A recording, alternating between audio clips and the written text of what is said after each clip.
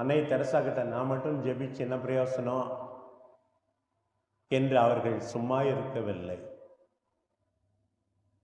நீ மட்டும் நல்லது செய்யற, எல்லாருக்கும் உதவி செய்யற, அது போதுமா? பரிந்து பேசுற போதுமா? அவர் கேட்டார், இந்த அழுக்கான சாக்கடையில் ஒரு தூய்மையான தண்ணீராக ஒரு சொட்டு தண்ணியா இருக்க தான் நான் விரும்புறேன், அவ்வளவுதான் சொன்னாங்க. நீயும் என் கூட சேர்ந்துக்கிறியா? 2 சொட்டு நல்ல தண்ணி வந்துருமே. கல்யாணம் ஆயிடுச்சா? ஆமா.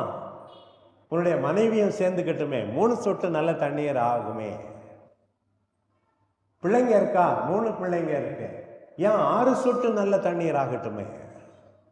இதுதான் கடுகு விதை வளர்வது போல நான் ஆண்டவருக்கு பிரமாணிக்கமாயிருப்பேன். ஆண்டவருடைய வார்த்தையை கேட்பேன், கொஞ்சம் கொஞ்சமாக மாற்றுவேன்.